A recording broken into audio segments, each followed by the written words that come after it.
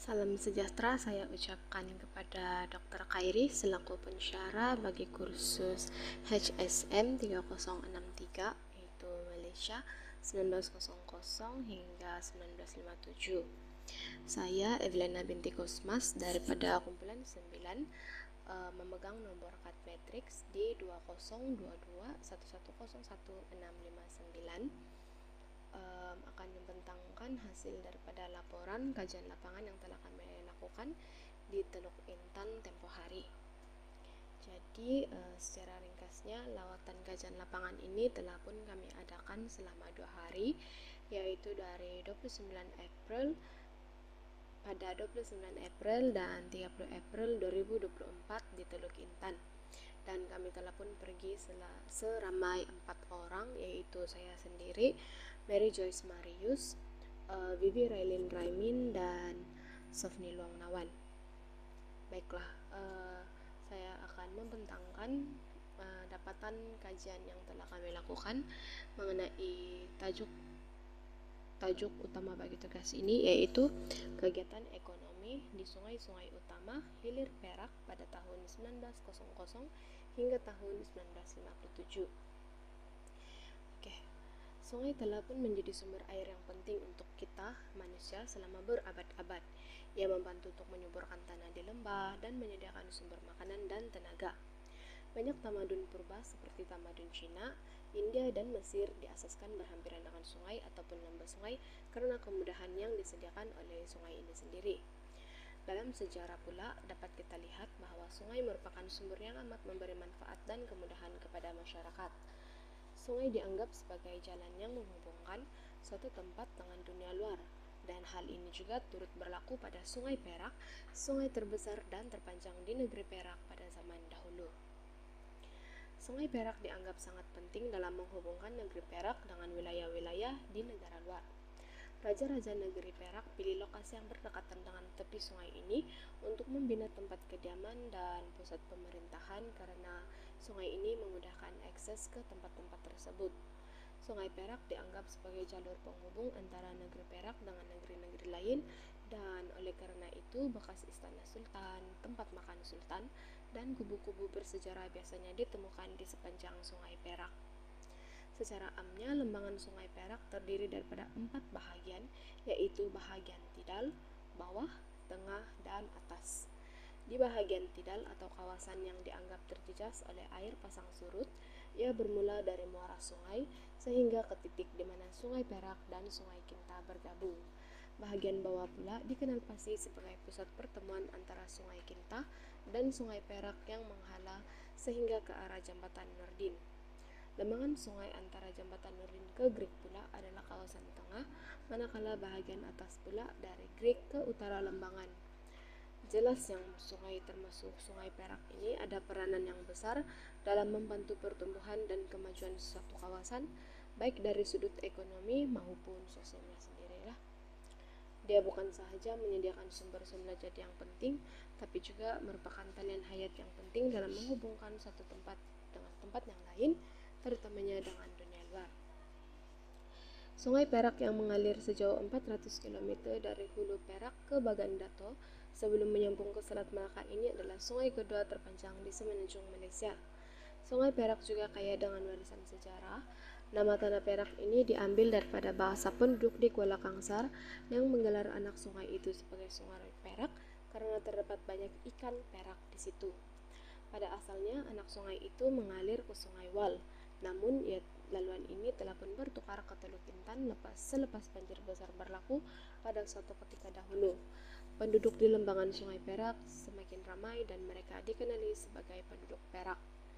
Pada awal abad ke-19 pula terdapat beberapa penempatan penting seperti Teluk Mak Intan, Batak Rabit, dan Durian Sebatang. Sungai Perak mengalir tenang melalui perkampungan tradisi, tempat ibadat, bangunan bersejarah, istana diraja, dan makam diraja. Sungai ini turut memuatkan kisah-kisah kegemilangan kerajaan Perak, kesetiaan rakyat, peristiwa sejarah, dan kemajuan ekonomi. Namun, selain daripada Sungai Perak, terdapat sungai berasingan yang turut beri sumbangan terhadap ekonomi, antaranya adalah Sungai Kinta, Sungai Bidor, Sungai Kurau, dan Sungai Selangor. Sungai Kinta adalah anak sungai terbesar yang mengiringi Sungai Perak di kawasan Tapa selepas mengalir melalui Lembah Kinta. Sungai Bidor juga telah melalui beberapa perkampungan tradisional sebelum memasuki Sungai Perak di Kuala Bidor. Manakala Sungai Kurau dan Sungai Selangor mengiringi Sungai Perak di Padang Rengas dan Lanca. Satu lagi anak sungai adalah Sungai Wal. Pada asalnya, Sungai Tembok adalah tempat salah satu cabang Sungai Perak berakhir. Dikenali sebagai Sungai Perak, namun bagaimanapun, laluan aliran itu kemudian bertukar ke Teluk Intan selepas kejadian banjir besar. Lembah Kinta dilihat penting selepas campur tangan British di Perak pada tahun 1874, dan perkara ini dapat dilihat dalam catatan pegawai-pegawai British. Pada masa ini juga terdapat beberapa penempatan penting di Kinta yang ditandai dalam peta British, antaranya Ipoh, Paloh, Gopeng, dan Kampar. Ipoh berfungsi sebagai titik pertemuan bagi sungai, jalan raya, dan landasan kereta api, serta menjadi pusat komersial bagi Kinta. Kinta mencapai era kegemilangannya dari akhir abad ke-19 hingga menjelang pendudukan tentara Jepun pada tahun 1942 hingga 1945. Terdapat 3 sungai utama yang akan difokuskan, yaitu Sungai Perak, Sungai Bidor, dan Sungai Kinta. Dengan adanya sistem sungai yang luas ini, Perak boleh membangun dari aspek sosial dan juga ekonomi. Sungai-sungai ini terus memainkan peranan penting dalam pembangunan negeri Perak sehingga hari ini. Baiklah, beralih kepada sungai yang menjadi tumpuan utama bagi para pengkaji, yaitu Sungai Perak. Perkembangan utama ekonomi Sungai Perak dapat dilihat dengan jelas melalui industri biji timah. Tanah Melayu kaya dengan sumber semula jadi, khususnya kaya dengan sumber biji timah. Terdapat banyak kawasan perlombangan biji timah, misalnya di kawasan Perak, dan hal ini telah pun menjadi tarikan kepada kuasa-kuasa Eropa seperti Belanda, Portugis, dan juga British, di mana mereka telah pun berminat untuk menjajah atau menguasai tanah Melayu. Selain kuasa Eropa, terdapat juga kuasa luar yang menginginkan Perak.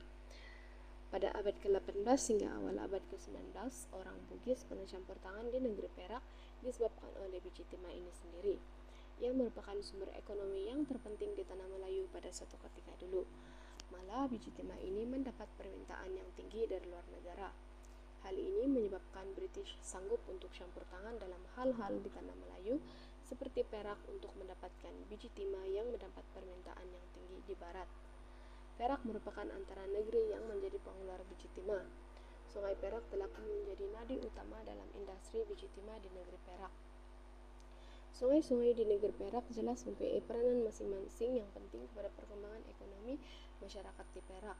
Namun daripada semua sungai tersebut, Sungai Perak tetap menjadi nadi utama karena sungai ini merupakan penghujung sungai yang menjadi pusat pertemuan kepada semua sungai. Aktiviti atau proyek perlombangan biji timah wujud di sekitar hilir Perak, misalnya di Bidor, Cenderiang, Kinta, Kampar, Batang Padang, Bakau, dan juga Budara. Hasil biji timah daripada tempat-tempat tersebut diekspor melalui Sungai Perak. Untuk mendapatkan biji timah, terdapat kaedah-kaedah tertentu yang digunakan oleh masyarakat. Antaranya adalah dengan mendulang dan melampan. Cara menggunakan kaedah mendulang ialah dengan memasukkan tanah yang dicedok dari sungai, lalu dilenggang-lenggangkan di dalam air yang mengalir, dan bahan-bahan ringan akan keluar meninggalkan biji timah di dalam dulang. Kaedah ini dilakukan secara individu. Manakala bagi kaedah melampan pula, dia dilakukan secara berkumpulan, yaitu 5 hingga 6 orang. Dia dilakukan di parit atau anak sungai di lereng bukit. Tanah disodok dari parit dan sungai, lalu diletakkan ke dalam aliran sungai yang deras. Seperti kaedah mendulang juga, mana-mana bahan yang ringan akan dialirkan dan biji timah akan tetap tinggal di bawah. Namun dalam masa tertentu, kaedah mendulang juga digunakan untuk membersihkan tinggalan biji timah tersebut. Kedatangan orang Cina ke tanah Melayu menyebabkan perusahaan atau industri biji timah di tanah Melayu semakin berkembang. Abad ke-19, sejak kemasukan pelombong Cina, Sungai Perak semakin sibuk, di mana terdapat kapal-kapal yang membawa biji timah dari kawasan pedalaman untuk dibawa ke Pulau Pinang. Orang Cina juga membuat pembaharuan dalam mengerjakan biji timah.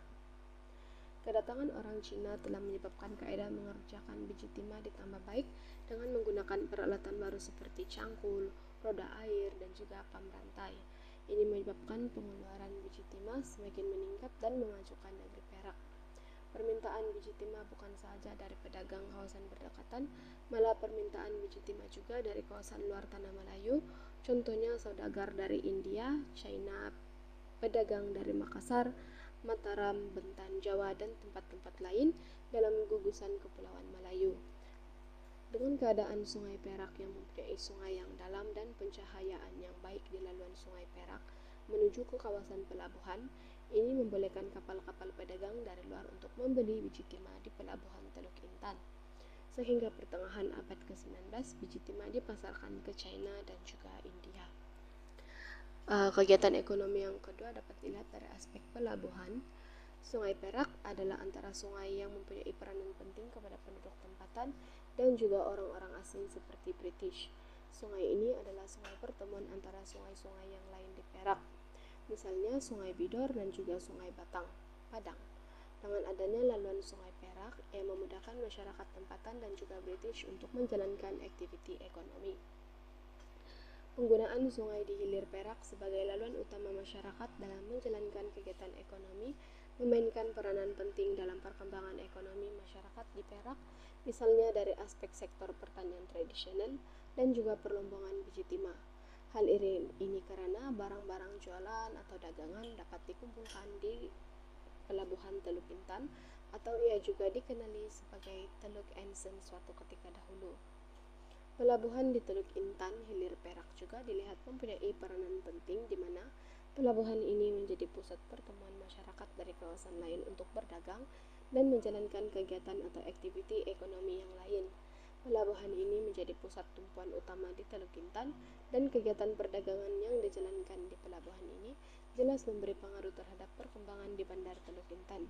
Contohnya, wujud perdagangan domestik dan antarabangsa di pelabuhan Teluk Intan. Perdagangan domestik adalah melibatkan jualan seperti buah-buahan, hasil hutan, dan daun nipah. Manakala perdagangan antarabangsa melibatkan aktiviti ekspor dan impor. Biji timah merupakan ekspor yang utama dan terbesar di pelabuhan Teluk Intan. Untuk kegiatan impor pula, antara barang yang diimpor adalah garam, beras, gambir, candu, dan arak. Barang-barang ini kemudiannya akan dibawa daripada Pulau Pinang ke Teluk Intan. Tidak dapat dinafikan bahwa kepesatan perkembangan industri biji timah juga berimpak kepada kepelabuhan di daerah hilir Perak. Perkembangan industri biji timah menyebabkan Sungai Perak menjadi pusat pemerintahan dan pelabuhan yang penting di daerah hilir Perak. Terdapat pencahayaan yang baik di laluan Sungai Perak menuju kawasan pelabuhan, dan pelabuhan ini juga menjadi tumpuan persinggahan kapal dagang dari Singapura dan Pulau Pinang.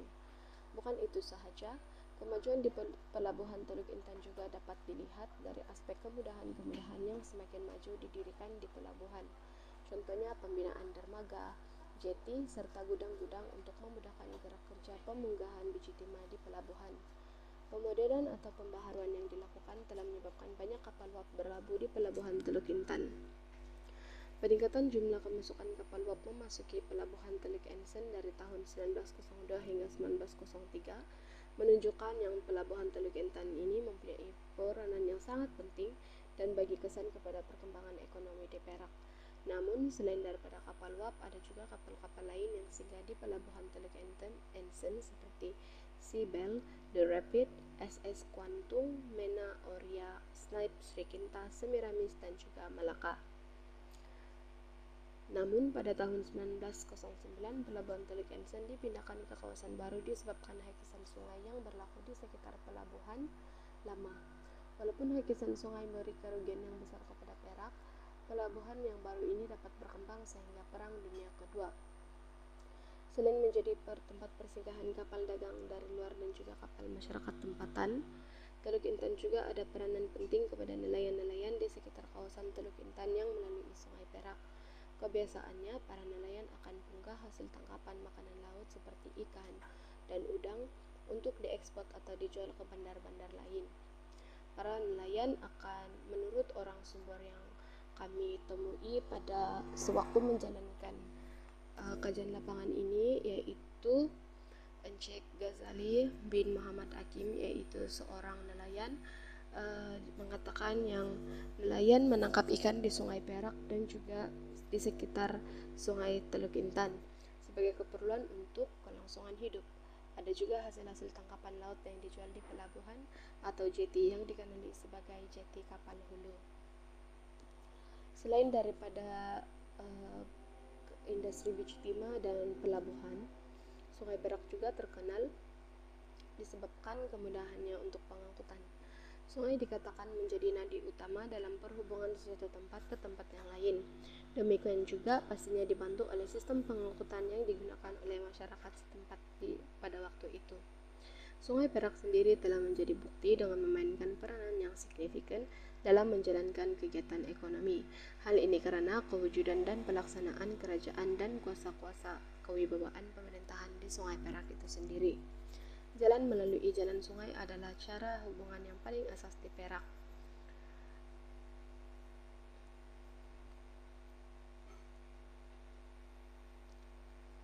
Kendaraan atau pengangkutan air yang digunakan juga adalah termasuk perahu, sampan, lading, dan sekoci.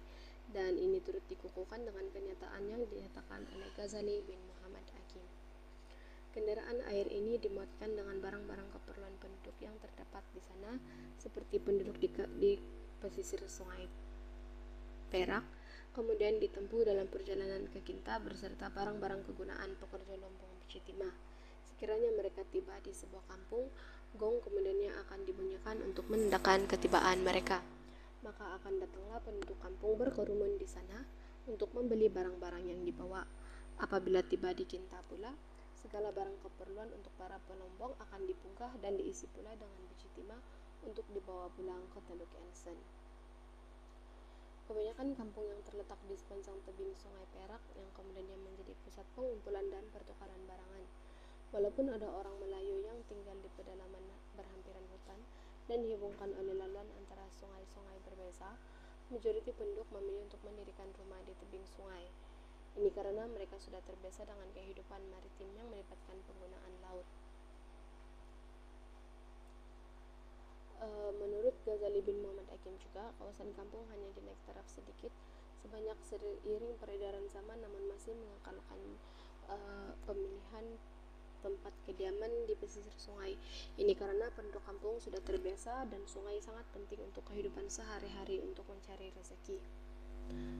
Penggunaan pengangkutan di Sungai Perak berlaku karena bentuk muka buminya yang dipenuhi dengan hutan tebal dan kawasan paya yang luas. Dan faktor ini dipengaruhi oleh gaya hidup masyarakat Melayu yang cenderung untuk memilih kawasan sepanjang sungai sebagai pusat pentadbiran dan penempatan. Dan ini menyebabkan kurangnya penorokan tanah ke kawasan pedalaman. Oleh itu, sungai menjadi medium utama untuk kerajaan Melayu dalam menjalankan hubungan politik dan perdagangan dengan kerajaan lain. Maka masyarakat Melayu sangat bergantung kepada sungai untuk berhubung sebagai laluan pengangkutan. Penggunaan bot dan sampan sebagai medium pengangkutan ini telah pun mengenakan tambang pada ketika itu, di mana bayaran adalah sebanyak 5%. Penduduk kampung yang tinggal berhampiran sungai masih menggunakan sampan sebagai pengangkutan, namun tidak secara berleluasa seperti dahulu. Selanjutnya beralih pula kepada kegiatan ekonomi untuk perniagaan dan perdagangan. Kehadiran pedagang atau pegawai Belanda ke Perak untuk beli biji timah telah meningkatkan pendapatan negeri melalui penjualan biji timah itu sendiri. Kemajuan dalam perdagangan biji timah ini jelas mendorong perkembangan pesat ekonomi negeri Perak, khususnya di kawasan sekitar negeri Perak. Para pembesar berfungsi untuk memperdagangkan barangan yang disediakan oleh penduduk setempat kepada pedagang dari luar, serta bertanggung jawab untuk mengumpulkan cukai. Sementara itu, penduduk kampung beri persembahan kepada pembesar setempat dalam bentuk hasil hutan seperti rotan, bulu, getah perca, dan damar untuk diperdagangkan demi mendapatkan pula kain, tembakau, garam, dan alat perkakas besi yang diimport. Masyarakat Melayu sudah lama memiliki keahlian tradisional dalam perdagangan dan pertukaran yang membentuk sistem pengedaran dan pemasaran barang-barang keperluan asas. Sungai Perak berfungsi sebagai jalan utama bagi pedagang dan peniaga yang menjual dan membeli serta mengangkut barang-barang mereka. Kebanyakan kampung yang terletak di tebing Sungai Perak dan kemudiannya menjadi pusat pengumpulan dan pertukaran barang. Barang-barang yang diniagakan termasuklah seperti ikan masin. Selain itu, keperluan barangan lain yang diperdagangkan adalah seperti atap,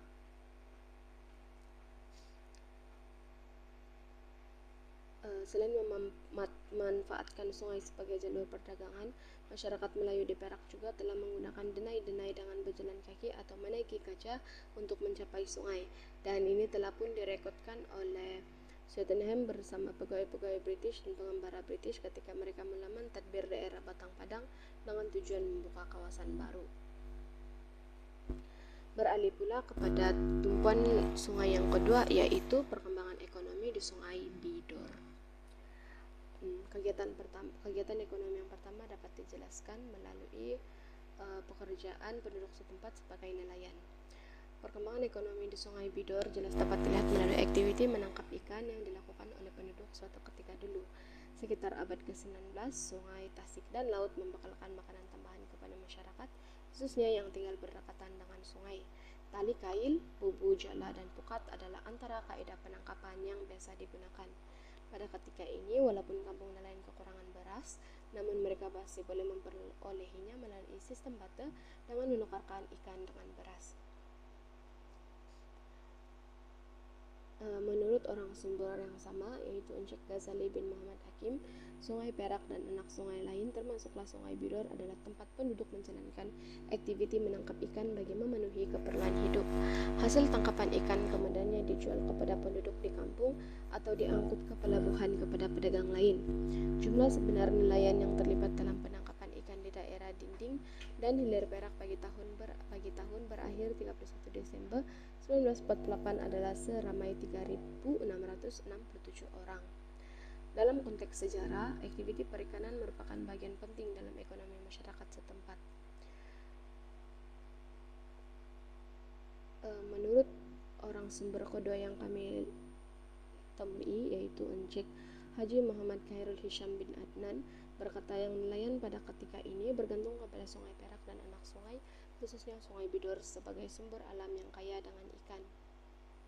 Mereka menjalankan aktiviti nelayan sebagai mata pencarian utama mereka yang seterusnya memainkan peranan penting dalam memenuhi keperluan ekonomi masyarakat setempat.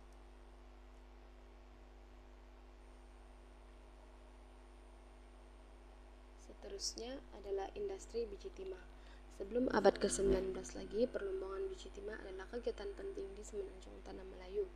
Ada beberapa kawasan di Tanah Melayu yang telah menjadi kawasan penting bagi kegiatan ini, termasuklah negeri Perak, yakni turut menjadi puncak pendapatan utama masyarakat setempat pada waktu itu.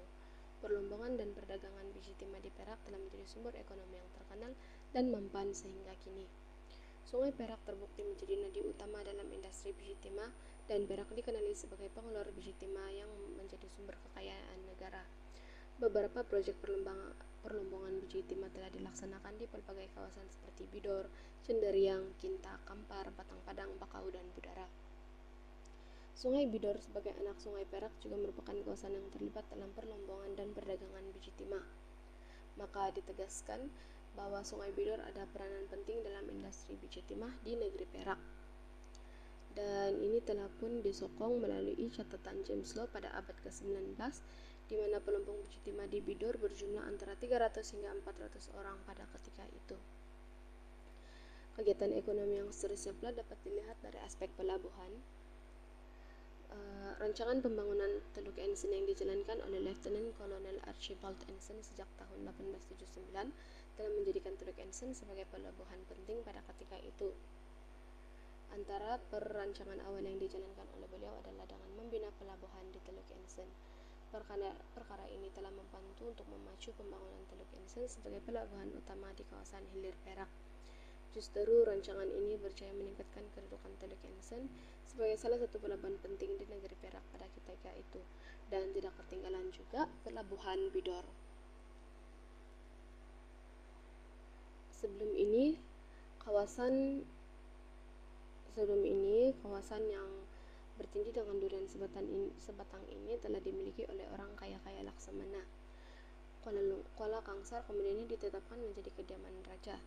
Dalam sejarah Perak, kediaman di raja dan ibu kota sering berpindah mengikut tempat sultan bersemayam. Walaupun perpindahan ibu kota ke utara pada awalnya tidak berimpak yang besar karena kedudukan Kuala Bidor dan durian sebatang sebagai pelabuhan tetap tidak berubah. Walau bagaimanapun, perkembangan seterusnya meningkatkan status Taiping. Ini memberi gambaran bahwa pelabuhan pada ketika itu sangat memberi pengaruh yang besar kepada pertumbuhan ekonomi bagi penduduk Bidor. Apatah lagi penduduk di pelabuhan di Bidor pada ketika itu adalah pelabuhan yang signifikan. Beralih pula kepada kegiatan ekonomi yang keempat, yaitu pengangkutan. Pengangkutan jelas adalah nadi kepada masyarakat untuk berinteraksi dalam aktiviti harian. Sistem pengangkutan yang cekap memastikan semua lapisan masyarakat mendapat akses bagi memperluas aktiviti mencari pekerjaan, beriadah, mendapat keperluan harian, dan merapatkan jalinan perhubungan. Sistem pengangkutan ini telah wujud dari dan diperlukan sejak zaman era kolonial lagi, di mana sebelum wujud pengangkutan darat, pengangkutan adalah terbatas dan masyarakat zaman dahulu hanya bergantung kepada pengangkutan menggunakan aliran sungai untuk bergerak dari satu tempat ke tempat yang lain. Tidak ketinggalan, Sungai Bidor juga merupakan salah satu sungai yang digunakan bukan saja untuk tujuan mobiliti masyarakat dari satu tempat ke tempat yang lain, tetapi juga untuk tujuan mengangkut barang-barang dagangan dan barang-barang jualan, di mana barang-barang ini akan dipunggah ke Bidor dan juga Tapa. Antara barang-barang yang akan dibawa untuk didagangkan adalah seperti biji timah dan beras. Beralih pula kepada jenis pengangkutan yang biasa digunakan. Pertama adalah dengan berjalan kaki. Sebelum pertengahan abad ke-19, orang Melayu khususnya di Hilir Perak guna denai dengan berjalan kaki atau gajah untuk sampai ke sungai. Namun penggunaan jalan darat sebagai alat perhubungan tidaklah begitu digemari karena terlalu memenatkan untuk berjalan kaki dan mengambil masa yang lama. Gajah pula biasanya hanya dimiliki oleh orang kaya sahaja, bahkan muatan juga sangat terhad dari segi ruang, maka penggunaan sistem pengangkutan air yang lebih murah dan mudah lebih menjadi pilihan. Perahu adalah satu jenis pengangkutan yang paling kerap dan dominan untuk digunakan oleh para penduduk sebagai medium pengangkutan, bahkan karena ia sudah menjadi kebiasaan bagi mereka penduduk Hilir Perak sebagai orang maritim berperahu. Dan ini diteguhkan lagi karena ada di kalangan mereka yang berjajah menggunakan perahu lalu singgah di beberapa buah kampung di sepanjang Sungai Perak, bermula dari Bota hingga ke hilir muara sungai, termasuklah menggunakan laluan Sungai Bidor. Antara kendaraan air lain yang digunakan adalah seperti sampan, lading, dan sekuci. Namun pengangkutan barangan menggunakan laluan sungai mula kurang digunakan pada sekitar tahun 1956 apabila berlaku peningkatan dalam sektor pertanian komersial, yaitu getah di kawasan Hilir Perak, di mana berbagai inisiatif telah dilakukan oleh pihak British untuk merancangkan lagi sektor getah ini, menyediakan laluan jalan raya serta penambahbaikan sistem pengairan, lantas membersihkan sungai-sungai utama di Perak bersama anak-anak sungainya adalah antara langkah yang dilakukan untuk memudahkan jalan berhubungan dari Hilir Perak. Inisiatif menambahbaikan sistem pengairan mulai dilakukan karena sungai-sungai di sekitar Hilir Perak ini amat terdeda dengan risiko menghadapi bencana alam khususnya banjir. Ini bermakna dengan wujudnya laluan jalan raya, laluan sungai utama sebagai pengangkutan di Hilir Perak seperti Sungai Bidor dan Sungai Perak juga semakin kurang untuk digunakan. Dan yang terakhir untuk kegiatan ekonomi di Sungai Bidor adalah pertukaran mata uang. Sebelum suatu mata uang itu dicipta, segala aktiviti yang memerlukan penggunaan keuangan adalah mudah. Berikutan keperluan kepada pelbagai barangan dan perhimpunan adalah tidak begitu mendesak, di mana masyarakat lebih memilih untuk menggunakan sistem batu yang tidak menggunakan nilai mata uang. Namun pada pertengahan abad ke-19 ada satu kecenderungan di mana kebanyakan barangan tersebut adalah lebih mudah untuk diperoleh melalui urus niaga uang berbanding dengan tukar barang, di mana mata uang itu ditetapkan berapa nilai dan harganya untuk tujuan pertukaran barang yang sama dengan nilai mata uang tersebut. Sebagaimana yang kita ketahui, penglibatan masyarakat Melayu dalam bidang perniagaan dan perdagangan adalah tidak begitu terbuka kepada semua golongan, sebaliknya hanya terhad kepada golongan pemerintah dan bukannya golongan rakyat. Ini menyebabkan sebagian besar masyarakat tidak begitu berkecimpung dalam urusan perdagangan sebab lebih banyak daripada mereka yang lebih memilih untuk bersandar kepada aktiviti pertanian. Sekitar tahun 1939, dolar selat yaitu mata uang negeri-negeri selat mulai digunakan. Negeri-negeri Melayu tidak bersekutu, Sarawak, Brunei, Borneo Utara British, serta negeri-negeri Melayu bersekutu yang terdiri daripada negeri Perak itu sendiri. Ini bermakna dalam sebarang aktiviti perniagaan termasuklah perdagangan menggunakan laluan Sungai Bidor dalam tempo waktu itu juga turut menggunakan mata uang jenis dolar selat ini. Beralih kepada tumpuan sungai yang terakhir yaitu Sungai Kinta.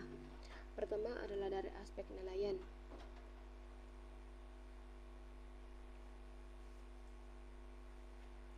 Penduduk jelas memanfaatkan sungai sebagai sumber makanan berprotein dengan menangkap ikan-ikan air tawar menggunakan beberapa kaidah tradisional seperti pukat, tombak, dan bubu. Butch dan pegawai Eropanya juga pernah menangkap beberapa jenis ikan di Tanjung Tualang seperti ikan patong, ikan galoi, dan ikan lampung, serta turut menguraikan rupa bentuk ikan-ikan tersebut. Kegiatan menangkap ikan di Sungai Kinta ini telah dijalankan selama berabad-abad lamanya dan masih dijalankan sehingga hari ini. Dan ini telah pun menjadi salah satu sumber pendapatan yang penting bagi penduduk setempat. Ikan yang ditangkap oleh nelayan juga dapat dijual kepada penduduk setempat di pasar-pasar sepanjang Sungai Kinta seperti Batu Gajah dan Kampar, sekaligus membantu untuk menjana ekonomi penduduk masyarakat setempat. Kedua adalah mengenai industri biji timah. Kegiatan perlombakan biji timah ini juga adalah satu aspek perkembangan ekonomi yang signifikan di Sungai Inta. Hal ini demikian karena Lembah Kinta satu masa dahulu pernah menjadi pusat perlombakan biji timah yang termasyhur di dunia. Perusahaan biji timah di Perak telah bermula sejak kurun ke-15 lagi, namun hanya dijalankan secara tradisional dan kecil-kecilan saja oleh penduduk tempatan sebagai salah satu punca rezeki mereka. Namun pada tahun 1910 hingga 1930-an, perlombangan biji timah di Kinta mengalami perkembangan yang pesat dengan pengenalan teknologi baru, yaitu dredges, kapal korek. Kapal korek ini mulai diperkenalkan pada tahun 1913 dan terhad digunakan pakai di kawasan-kawasan yang datar dan berpaya, terutamanya kawasan berpasir di pesisir sungai.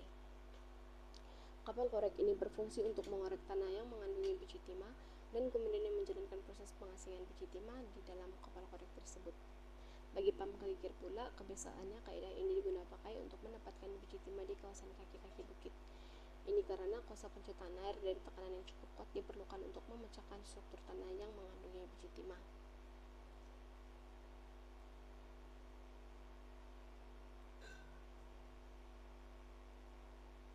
Namun pada awal abad ke-20, persaingan antara syarikat perlombongan dan pekerja seringkali membawa kepada ketegangan sosial dan pergolakan yang serius.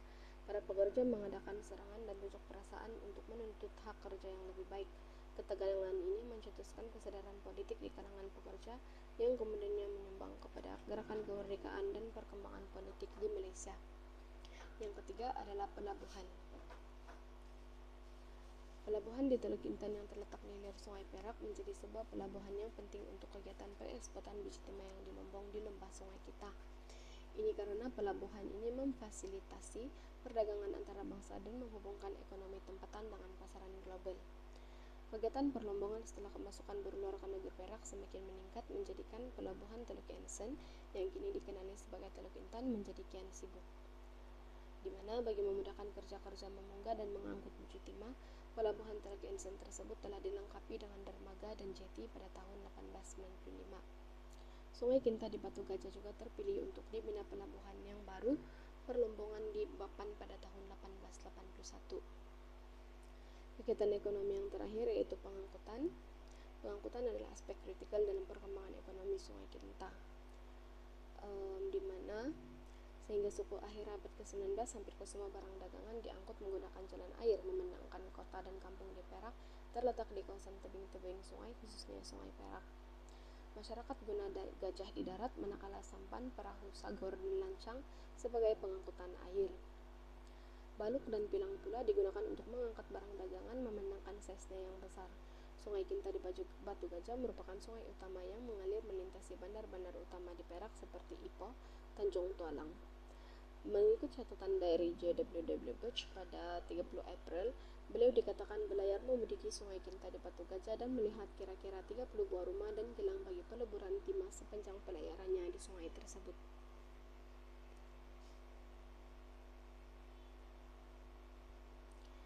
Dan yang terakhir adalah mengenai pertukaran mata uang di Sungai Kinta. Sistem batu tidak lagi relevan untuk digunakan dalam urusan jual beli karena ia mempunyai beberapa kelemahan seperti kesukaran menentukan nilai pertukaran, penemuan kehendak bergu, dan masalah simpanan nilai. Dolar selat juga adalah mata uang yang digunakan oleh negeri-negeri selat, termasuklah negeri Perak itu sendiri. Mata uang ini diperkenalkan oleh pihak kolonial British dan digunakan untuk menggerakkan perdagangan antara bangsa khususnya perdagangan biji timah yang berkembang pesat di lembah Sungai Kinta. Mata uang bongkar timah negeri Perak atau lebih dikenal sebagai timah bidor telah digunakan pada tahun 1630 hingga 1850 di negeri Perak. Mata uang timah bidor ini telah digunakan sebagai medium pertukaran untuk semua jenis perdagangan di negeri Perak, terutamanya perdagangan biji timah yang semakin berkembang. Sungai Bidor juga dikatakan uang ini diperbuat daripada timah yang dituang ke dalam acuan yang mempunyai bentuk dan berat piawai yang ditetapkan dalam urusan perdagangan setempat, di mana satu bidor dikatakan mempunyai berat lebih kurang 2,5 kati, manakala 4 bidor dinilaikan bersamaan dengan 1 dolar Spanyol yang juga bersamaan dengan harga seekor kambing. Kesimpulannya, tidak dapat dinafikan yang sungai memang memainkan peranan penting dalam perkembangan ekonomi di Perak, khususnya di Teluk Intan. Ada beberapa sungai utama di hilir Perak, dan kami telah pun memilih beberapa sungai saja untuk menjadi kawasan tumbuhan. Antara sungai utama yang berperanan penting dalam perkembangan kegiatan ekonomi di hilir Perak pada tahun 1900 hingga 1957 adalah seperti Sungai Perak, Sungai Bidor, dan Sungai Kinta. Sungai-sungai ini memainkan peranan penting dalam kegiatan ekonomi masyarakat setempat. Misalnya dapat dilihat dengan jelas melalui beberapa aspek, yaitu nelayan, industri biji timah, pelabuhan, pengangkutan, dan juga pertukaran mata uang. Dengan adanya pelabuhan serta pengangkutan di kawasan sungai-sungai utama di hilir Perak, ia telah pun memudahkan kegiatan perdagangan dilakukan. Bukan itu saja, masyarakat juga mulai menggunakan mata uang berbanding sistem bata yang mana lebih memudahkan urusan jual beli dilakukan. Nyatalah bahwa sungai-sungai di hilir Perak seperti Sungai Perak, Sungai Bidor, dan Sungai Kinta ada peranan yang signifikan dan perkembangan kegiatan ekonomi pada era kolonial British pada tahun 1900 hingga tahun 1957. Sekian pembentangan laporan kajian lapangan daripada saya. Sekian dan terima kasih.